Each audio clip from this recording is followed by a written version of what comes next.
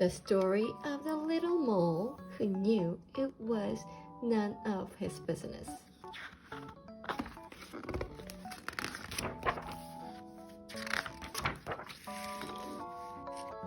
One day, the little mole poked his head out from the underground to see whether the sun had already risen.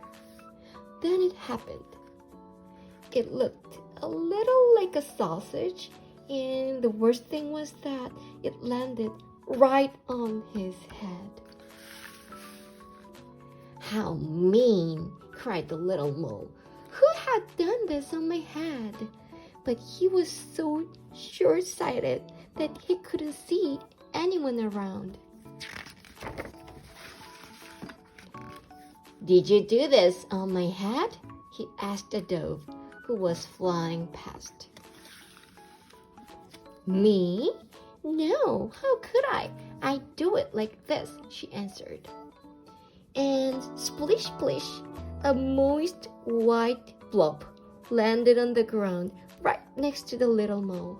His right leg was splashed with white.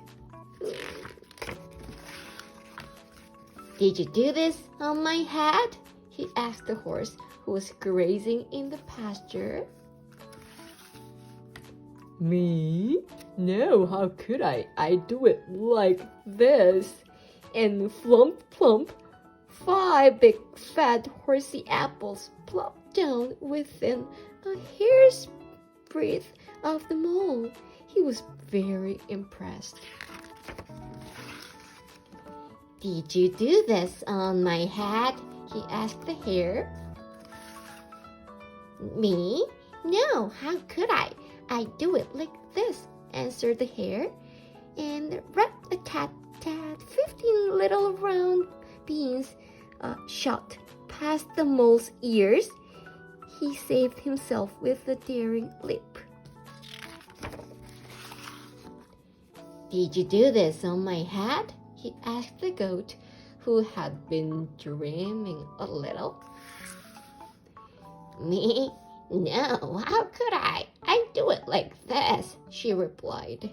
And plippity-plop, a pile of toffee-colored little balls tumbled on the grass. The little mole found them almost appealing.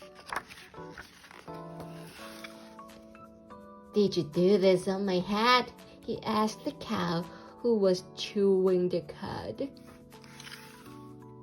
"Me? No, how could I? I do it like this." And kerplush, a big brownish green pancake flopped into the grass just next to the mole. He was very relieved that it hadn't been the cow who had done something on his head. "Did you do this on my head?" he asked the pig. "Me? No, how could I? I do it like this," replied the pig. And plop, splat, a little soft brown pile fell on the grass. The mole held his nose. "Did you do this on my..." Oh, he was going to ask again, but as he came closer, he saw only 2 big fat black flies, and they were eating.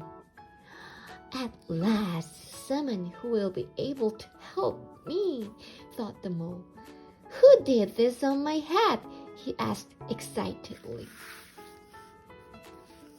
"Keep nice and still," buzzed the flies.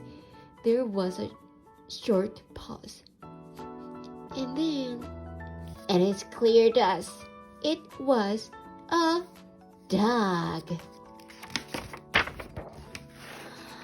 Finally, the little mole knew who had done the business on his head. Basil, the butcher's dog. Quick as a flash, he climbed onto the Basil's canal, and plink, a tiny black sausage landed right on top of the dog's head. Satisfied at last, the little mole disappeared happily into his hole underground.